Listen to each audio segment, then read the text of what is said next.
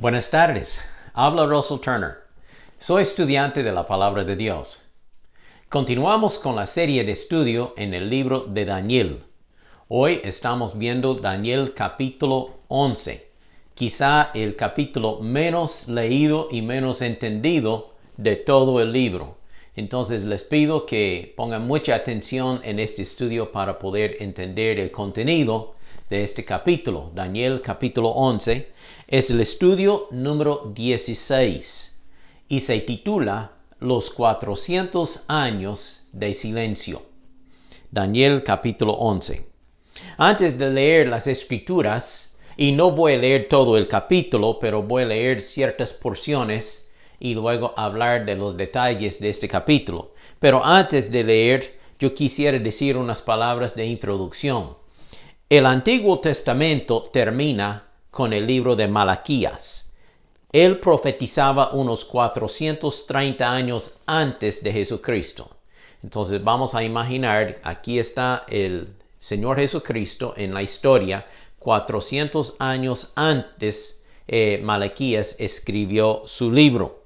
Luego, desde Malaquías hasta el tiempo de Juan el Bautista, no hay palabra del Señor. Él no habló con ningún profeta ni ningún escritor de la Biblia por 400 años. Por eso se llaman los 400 años de silencio.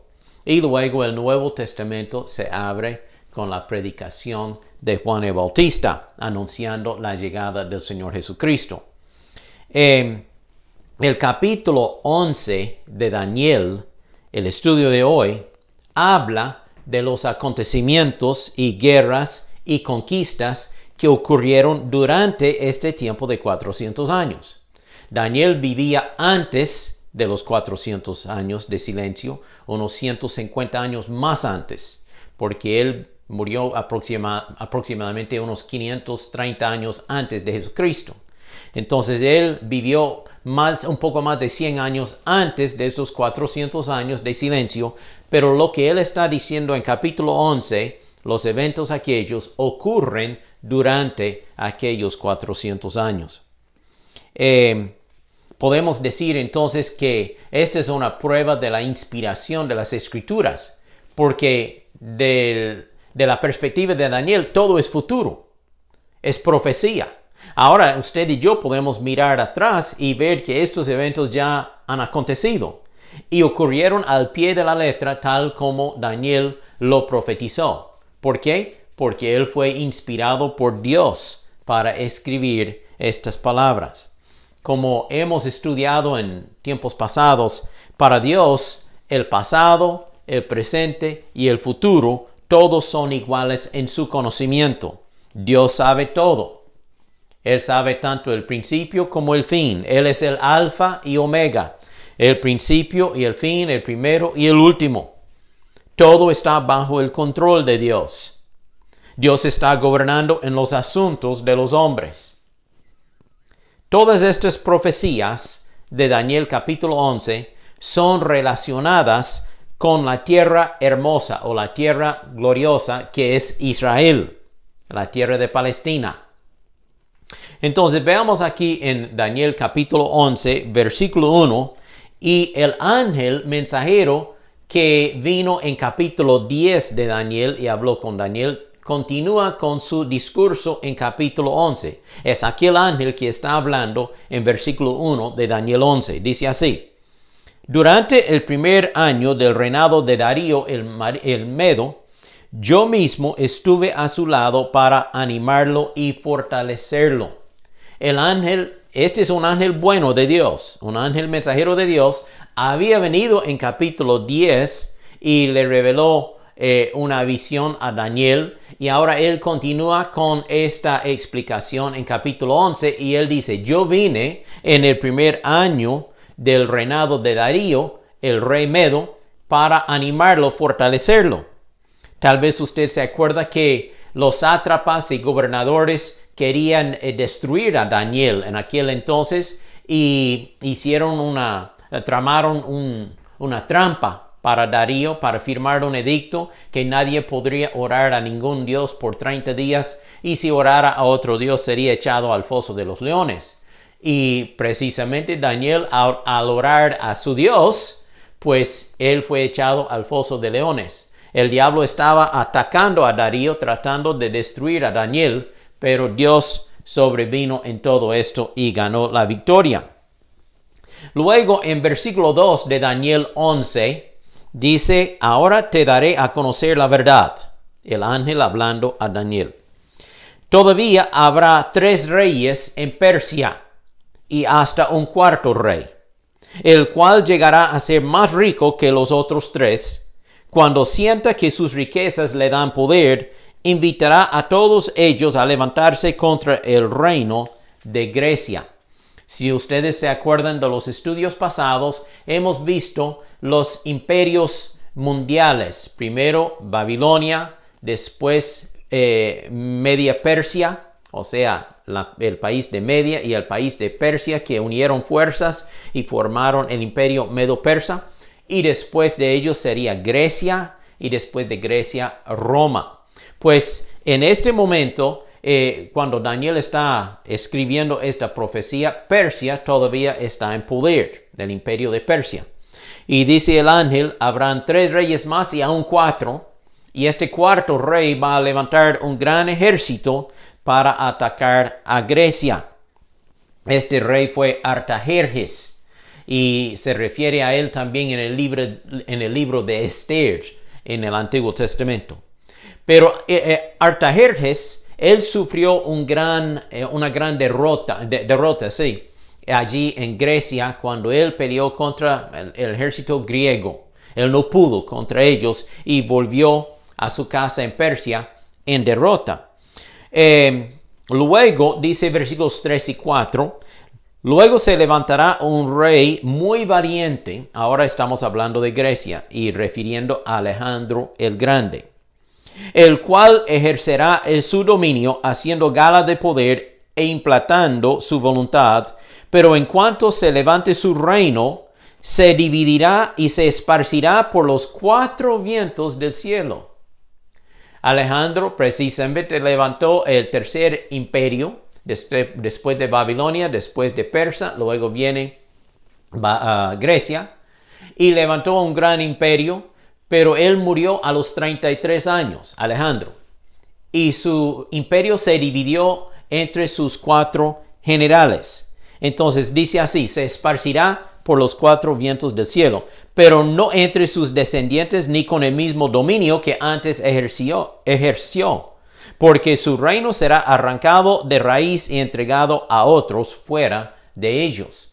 Alejandro no tuvo descendiente, entonces sus 4 generales dividieron el imperio entre ellos mismos. El ángel también le explicó a Daniel que después de la caída del imperio persa, que el rey de Grecia, Alejandro el Grande, llegaría a ser muy poderoso y conquistaría mucho territorio. Pero en la cumbre de su poder, él moriría y su reino sería dividido entre sus 4 generales. Ahora, 2 de estos 4 generales, el rey del norte, que es Siria, y el rey del sur, que es Egipto. El rey del norte, Siria, son los Seleucos, la familia de los Seleucos, y después el rey del sur de Egipto son los Ptolemes. Puede leer en la historia secular de estas familias que reinaban en estas 2 áreas del mundo. 2 de estos generales, el rey del norte y el rey del sur, entran en guerra uno con el otro para conquistar más territorio y marchan con sus tropas a través de la tierra de Israel constantemente, porque Siria está al norte de Israel, Egipto está al sur de Israel. Entonces, cuando el rey del sur ataca al norte, tiene que marchar por Israel. Cuando el norte ataca al sur, tiene que marchar por Israel. Constantemente Israel estaba sufriendo bajo estos ataques, estas invasiones entre estos 2 reyes, el rey del norte y el rey del sur.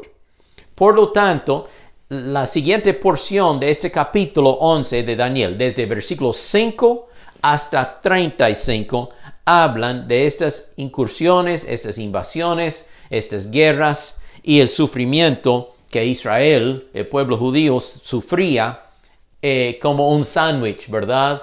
Entre estos dos reyes, entre estos dos ejércitos. Ahora, yo no voy a leer toda esta porción porque es muy extensa, pero le invito que busque las notas en Facebook porque yo lo puse allí con bosquejo y puede ver exactamente cómo ocurren cada cosa. Pero quiero mencionar uno de los últimos reyes, del rey del norte, y él se llamaba Antíoco Epífanes, porque él es un tipo, una figura del anticristo del futuro. Y vamos a leer de él empezando en versículo 30. Actualmente la descripción de él empieza en versículo 21. Daniel 11, 21 empieza a hablar de Antíoco Epífanes, pero yo voy a empezar la lectura desde el versículo 30. Dice así: este rey en su enojo se volverá contra el pacto santo, o sea, contra Israel, la ley de Dios, y hará lo que se le antoje, pero se mostrará amable con los que abandonen el santo pacto, los renegados, los traidores, los que abandonan a Dios y aceptan los dioses griegos de este rey del norte, Seleuco, de Antíoco Epífanes, pues ellos serán mirados con clemencia y con amistad. Pero los que se mantienen fieles para Dios serán perseguidos y matados y esclavizados también. Sus tropas, o sea, las tropas de Antíoco Epífanes, se dedicarán a profanar el santuario y la fortaleza, y suspenderán el sacrificio continuo, y en su lugar pondrán la abominación desoladora. Ellos llegaron al templo de Jerusalén, quitaron el sacrificio de las ovejas y sacrificaron un cerdo sobre el altar del templo en Jerusalén en nombre de su dios Zeus, el dios griego. A los que violan el pacto, él los seducirá con engaños. O sea, aquella gente judía que traiciona la ley de Dios, que se aparta de la ley de Dios, él los gana con sus palabras, su salamería, sus lisonjas, con sus palabras engañosas. Pero el pueblo que conoce a su Dios se le opondrá con todas sus fuerzas. Ya entran los macabeos, de los cuales leemos en los libros apócrifos. Y los macabeos eran seguidores fieles a Dios durante este tiempo, unos 200 a 300 años antes de Jesucristo.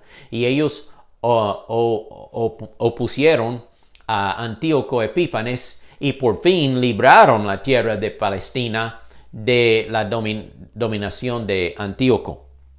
Dice aquí la palabra: los sabios del pueblo instruirán a muchos, aunque por algún tiempo morirán a fila de espada o en el fuego, o serán llevados cautivos y despojados de sus propiedades. Vemos cómo sufrieron los fieles judíos, los creyentes en Dios. Algunos fueron matados, algunos fueron esclavizados, fue confiscado su propiedad, sus bienes, y ellos vivieron como pobres, corriendo para buscar refugio en cualquier parte. Al caer, pocos serán los que le ayuden, aunque muchos fingirán apoyarlos. También algunos de los sabios caerán para ser depurados, limpiados y emblanquecidos hasta el momento señalado, porque aún para esto hay un plazo establecido. Bueno, déjeme decir unas palabras de explicación. Este rey malvado, Antíoco Epífanes, es un tipo del anticristo que vendrá durante la tribulación. Este rey y sus tropas profanan el templo en Jerusalén y sacrifican un cerdo sobre el altar. También ellos matan a miles de los judíos, esclavizan a muchos otros. Este rey ofrece sobornos, riquezas y posiciones altas a todos aquellos judíos que abandonan el verdadero Dios del cielo para servir a los ídolos falsos. Pero habría un remanente fiel, los judíos piadosos, los macabeos, que resistirían a este rey y pelearían contra él y contra su ejército. Muchos de ellos fueron muertos, pero por fin pudieron librar su patria de la esclavitud de este rey impío. Este entonces es un resumen rápido de versículos 5 al 35 del capítulo Daniel 11. Ahora, el resto del capítulo, después del versículo 35, hay un intervalo de largo tiempo. Y nosotros mismos estamos viviendo en este mismo intervalo, este periodo de tiempo. Se llama la edad de la iglesia. Estamos esperando la venida del Señor Jesucristo, el rapto. Esto es cuando va a terminar este intervalo, cuando Cristo viene para arrebatarnos y llevarnos al cielo. Y luego, versículos 36 hasta 45, el resto del capítulo Daniel 11, habla del anticristo, o sea, la semana de la tribulación. Voy a leer una porción. Versículo 36. El rey, que es el anticristo, no se nombra, pero yo le identifico quién es el anticristo. Este rey hará lo que mejor le parezca. Se exaltará a sí mismo. Se creerá superior a todos los dioses. Y dirá cosas del Dios de dioses que nadie jamás antes se atrevió a decir, o sea, blasfemará contra el Dios de los cielos. Su éxito durará mientras la ira de Dios no llegue a su colmo. Será un lapso de 7 años. Sabemos de esto en Apocalipsis. Aunque lo que ha de suceder, sucederá. Él será destruido en la batalla de Armagedón al final de la tribulación. Ese rey no tomará en cuenta a los dioses de sus antepasados, ni al Dios que adoran las mujeres, o sea, esto es una referencia al Mesías, Jesucristo, ni a ningún otro Dios, sino que se exaltará a sí mismo por encima de todas las cosas. En su lugar adorará al Dios de la fortaleza, honrará a un Dios que sus antepasados no conocieron y le presentará costosas ofrendas de oro, plata y piedras preciosas.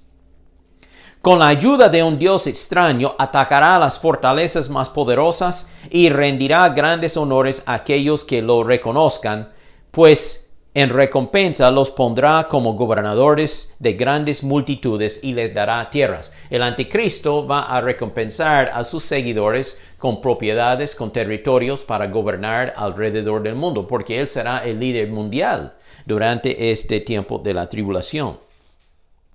Luego dice en el versículo 44, sin embargo, le llegarán noticias alarmantes del este y del norte, y en su furor se pondrá en marcha, dispuesto a destruir y matar a mucha gente.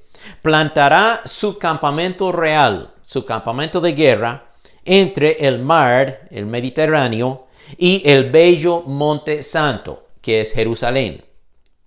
Pero allí le llegará su fin, y nadie acudirá en su ayuda. Esa es una profecía de la batalla de Armagedón. Ahora, pongamos todo esto en perspectiva para nosotros. El próximo evento profético que va a ocurrir es el rapto, cuando la iglesia es arrebatada a la presencia del Señor Jesucristo. El Señor Jesús vendrá del cielo y él va a resucitar a los muertos creyentes, serán resucitados y glorificados. Y luego nosotros, que somos creyentes y todavía con vida, seremos transformados y glorificados. Y juntos, los resucitados con nosotros, los vivos transformados, seremos arrebatados, levantados a la presencia del Señor en el cielo. Después de este evento, el rapto, el anticristo será revelado al mundo y la tribulación va a empezar. Este tiempo de juicio será por 7 años. El anticristo va a engrandecerse y formar un gobierno mundial. Los habitantes del mundo tendrán que recibir la marca de la bestia o en la mano o en la frente para poder hacer comercio, para comprar y vender.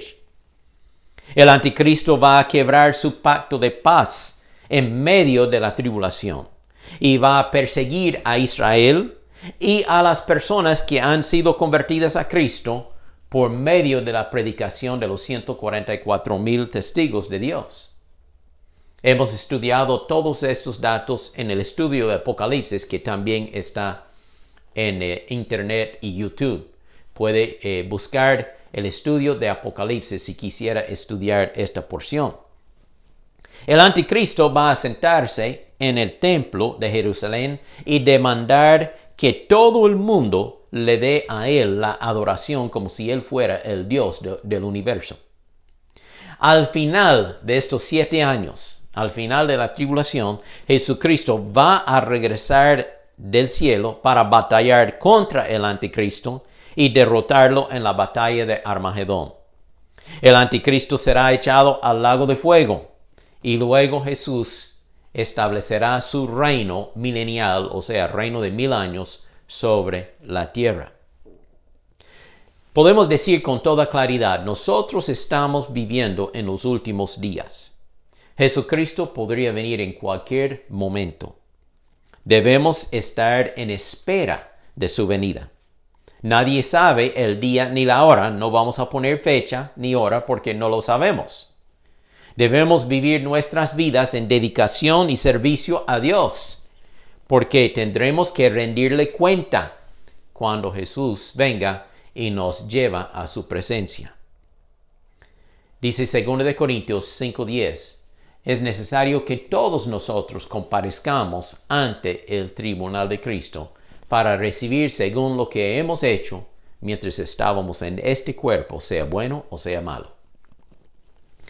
Mi amigo oyente, si todavía no se ha convertido a Cristo, si todavía no es salvo de sus pecados, si todavía no es hijo de Dios, si todavía no tiene la vida eterna que Dios ofrece, yo le invito que haga su propia oración para arrepentirse de su pecado y recibir a Jesucristo por medio de la fe en su vida. Él le salvará y le dará vida eterna. Oremos. Padre, te doy gracias por la oportunidad de estudiar este capítulo, un poco difícil para entender porque tiene muchos detalles proféticos, pero se cumplen al pie de la letra porque tú eres Dios, tú tienes control y tú inspiraste estas palabras en la vida de Daniel para que él las escribiera y que nosotros las leyéramos. Gracias, Señor, por tu fidelidad. Pido, Señor, por cada uno que ha escuchado este estudio, que sea de ayuda y entendimiento en la palabra de Dios. Y si hay uno que todavía no tiene a Cristo en su vida, que por medio de este estudio él puede ver la necesidad de arrepentirse de su pecado y aceptar a Cristo. Y voy a parar mi oración aquí y hacer una oración ejemplar que usted podría orar para aceptar a Cristo. Podría decirle unas palabras así. Señor Dios, reconozco que soy pecador. Yo merezco la condenación eterna por mi pecado. Pero creo que Jesús murió por mí en la cruz. Creo que Jesús derramó su sangre para salvarme de mis pecados. Señor Jesucristo, yo te acepto en mi corazón. Perdona mis pecados. Límpiame, Señor. Hazme un hijo de Dios. Quiero servirte con mi vida. Gracias por salvarme. Amén. Que Dios le bendiga en su vida cristiana y que sigamos juntos estudiando la palabra de Dios.